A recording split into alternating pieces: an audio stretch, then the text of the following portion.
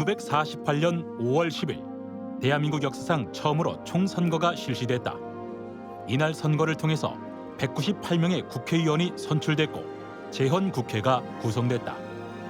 그리고 1948년 7월 17일 오전 10시 대통령 중심제와 간접 선거제를 핵심으로 한 대한민국 헌법이 공포되었다. 국가의 근본 기틀을 정하고 앞으로 나아가야 할 방향을 법률적으로 정한 헌법. 첫 헌법 공포 이후 72년.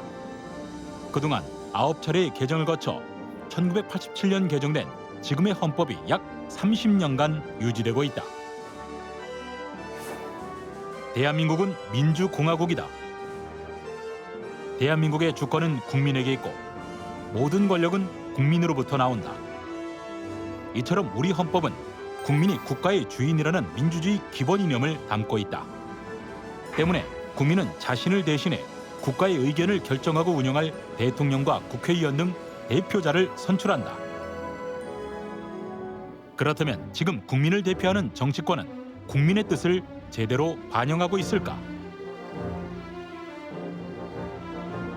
72번째 맞는 재헌절. 국민이 원하는 국회의 역할에 대해 김원기 전 국회의장을 통해 들어본다.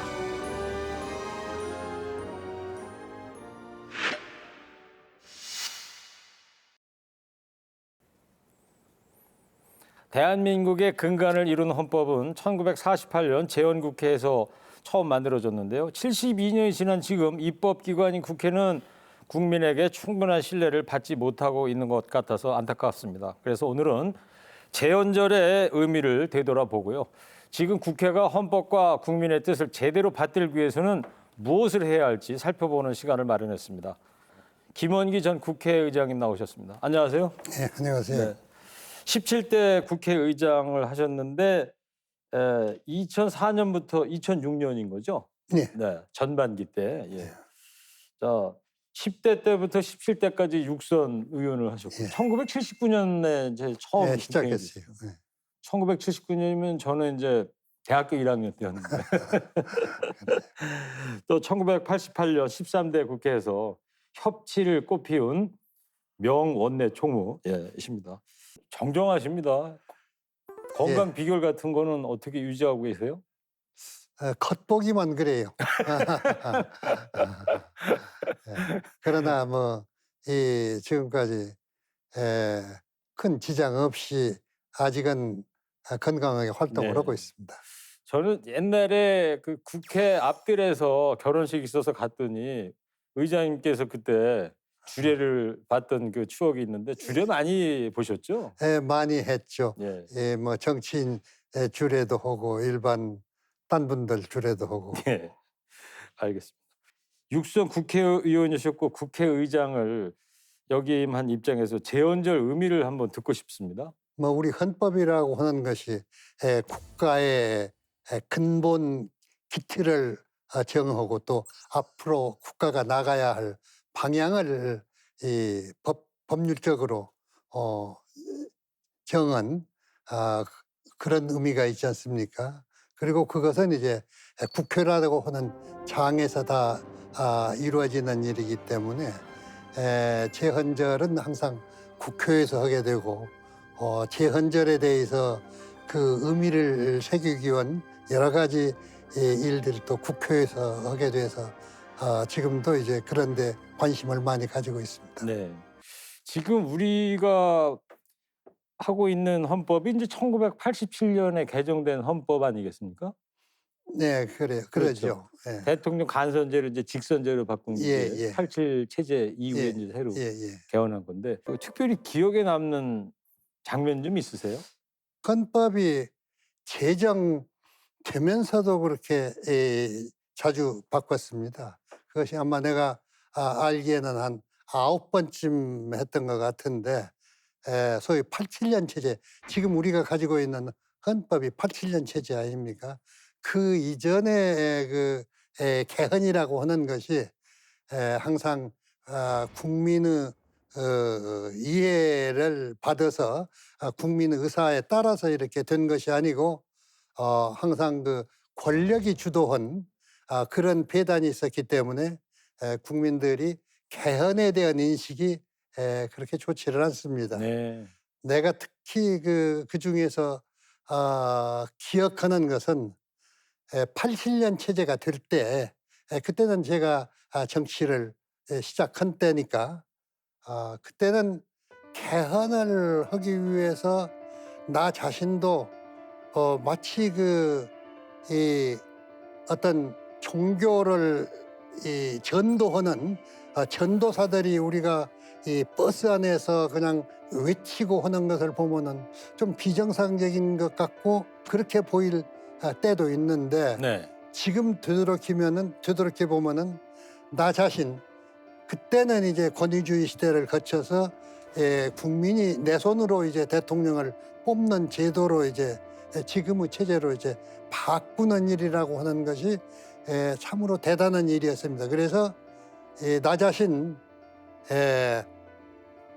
고향에 가거나 중앙에 있거나 기회 될 때마다 마치 전도사가 네. 전도를 하는 그런 심정으로 이 모든 시간을 거기에 바쳐서 국민들의 이해를 얻고 동조를 한 분이라도 더 얻기 위해서 참 그런 아주 치열한 노력을 했던 기억이 있습니다. 네. 어떤 개헌의 87년 말씀하고 계시는 거 아니에요? 예, 그러니까 개헌의 당위성이라든가 필요성 이런 부분들을 국민이나 유권자들 만나면 항상 설파를 하셨다는 말씀이고, 그 87년이 이제 우리 민주화의 큰 이정표가 됐던 한 해 아닙니까? 1월 예, 달부터 그러면 박종철 이제 고문치사 사건이 있었고, 예, 예. 그러다가 당시 전두환 대통령이 그 4.13 호원 조치라는 걸 발표했잖아요. 예, 그대로 간선으로 가겠다 대통령뿐. 그랬죠. 그때 장면 기억나시죠? 어떤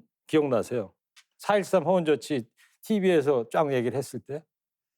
그때 물론 이제 그 사람들에 대한 기대가 없었기 때문에 뭔 짓이라도 할 수 있는 사람들이라는 생각을 했지만은 충격을 받았죠. 네. 그래서 거기에 대한 투쟁이라고 하는 것이 정치하는 사람뿐 아니라 전 국민적으로 거기에 대해서 반대 투쟁이 요원의 불길처럼 인났지 않습니까? 그랬죠.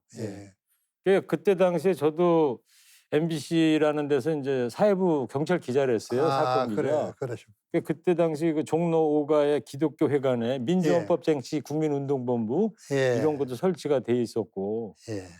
그러다가 이제 60 민주화 운동이 이제 일어나게 됐고 6.29 선언이 있었고 뭐 예. 쭉 그러면서 이제 예. 87년 개헌까지 이제 오게 된 그렇죠. 건데, 그때 당시에 뭐 그때도 의원님이셨잖아요. 예, 항상 뭐 많이 거리에 많이 계셨었죠.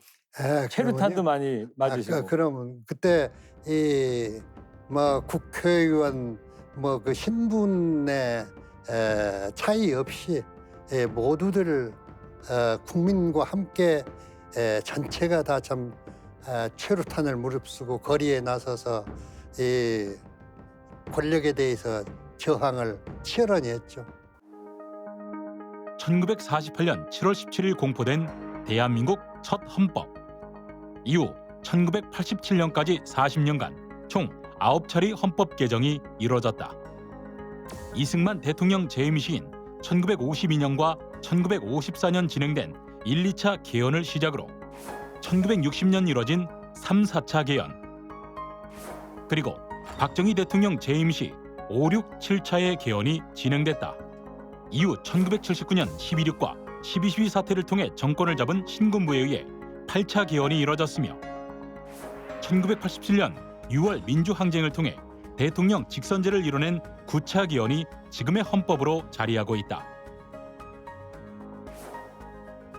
9차 개헌이 이뤄진 지 벌써 30여 년. 지금의 현실에 맞는 헌법 개정이 필요하다는 의견이 제기되고 있다. 2018년 문재인 대통령이 5.18 정신의 헌법 전문 수록과 대통령 중임제 등의 내용을 담은 개헌안을 발표한 것을 비롯 국회 역시 2017년 헌법 개정 특위를 구성한 바 있다. 그렇다면 국민들은 개헌에 대해 어떻게 생각하고 있을까? 지난 5월 한 언론사가 개헌의 필요성에 대해 여론조사한 내용을 보면 조사 대상의 57.6%는 개헌이 필요하다고 답변했다. 필요 없다는 답변은 30%였다. 또 개헌 시 가장 적합한 권력 구조를 묻는 질문에는 대통령 4년 중임제가 35.8%로 가장 높았으며 5년 단임제의 현행제도 유지 의견이 약 22%로 두 번째였다. 이런 가운데 새로 시작한 21대 국회에서도 개헌 필요성이 제기되고 있다. 그렇다면 국민의 뜻을 제대로 반영해 헌법을 개정하기 위해서는 앞으로 어떤 노력이 필요할까? 근데 이 개헌 필요성이 지금도 이제 꾸준히 제기되고 있는 상황 아니겠습니까? 2004년에 의장님께서 개헌 화두를 정치권에 제기하신 일도 있으시고요. 당시에 개헌 필요성을 제기한 배경은 무엇이었습니까? 제가 정치를 제일 처음 한 것이 박정희 대통령 말기입니다. 제가 시작을 1979년에 하셨습니까? 박정희 대통령이 아직 대통령 때 시작했으니까 그때 박 대통령 때의 정치로 체험을 했고 그 이후에 이제 이 전두환, 노태우 이렇게 계속해서 정치를 했는데 사실 옛날 권위주의 정권 때에 비하면은 만족하지는 못하지만은 많은 이 변화가 있었던 건 사실 아닙니까? 정치인들의 자질도 국민들은 그걸 안 받아들이지만은 옛날의 권위주의 정권 때의 정치인, 권위주의 정권 때의 국회의 여러 가지 위상이나 이제 이 청렴도나 그런 모든 종합적인 점에서 많이 발전하고 변화한 건 조금씩 수준이 좀 높아졌다. 사실인데 국민들의 정치에 대한 불신은 내가 제일 처음에 정치를 시작하던 박정희 정권 말기나 그 이후에 많은 변화가 계속된 그때나 국민들의 정치에 대한 불신은 개선이 안 됐어요. 네. 그게 참 이상하다. 국회라고 하는 장이 대화와 타협하고 협력하는 이런 정치 모습이 아니라 항상 이 국회라고 하는 데가 이 대권을 중심으로 해서 서로 이 대통령 선거에 이기기 위해서 서로 아주 전투적인 참 죽기 아니면 살기식 치열한 그런 전투적인 행태를 보였기 때문에 국민들 앞에 비치는 정치라고 하는 것이 사실상 개선이 되었는데 조금도 개선이 안 된 것 같이 이렇게 볼 수밖에 없었던 그 원인이 가장 큰 원인이다 생각을 했어요. 네. 그래서 이 원인은 뭐 때문에 그러느냐?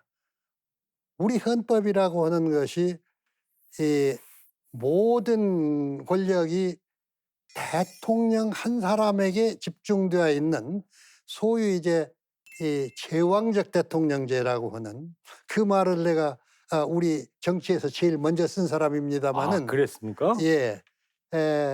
그러한 것 때문에 서로 이 대통령을 차지하면 모든 걸 다 갖게 되고 대통령을 못 하게 되면 모든 것을 다 잃는다는 그러한 가치관 때문에 이 대화와 타협을 해야 되는 국회의장도 거기에 휘말려 가지고 대통령 선거에 이기기 위해서 이기는데 득이 되는 것은 선이고 대통령 선거에 도움이 안 되는 것은 악이다고 하는 그러한 잘못된 가치관 때문에 항상 전투적인 장이 됐기 때문에 국민들이 보는 이 정치는 조금도 개선된 것 같이 보이지를 않기 때문에 정치에 대한 불신이 너무 강했습니다. 알겠습니다.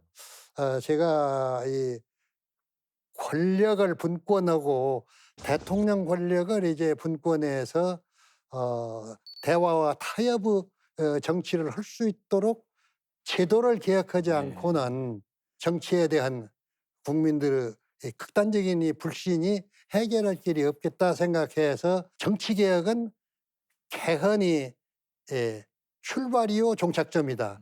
이런 생각을 하게 됐습니다. 오늘 아주 머리가 띵할 정도로 하나 배웠습니다. 예, 국회가 지금 항상 반목과 불신 이렇게 되는 것이 예. 결국은 우리 헌법에 현재 갖고 있는 헌법의 어떤 권력 구조의 문제에서 비롯이 되는 것이다. 예, 거기에 선과 악, 네 편, 내 편이 나눠질 수밖에 없는 거다. 예. 알겠습니다.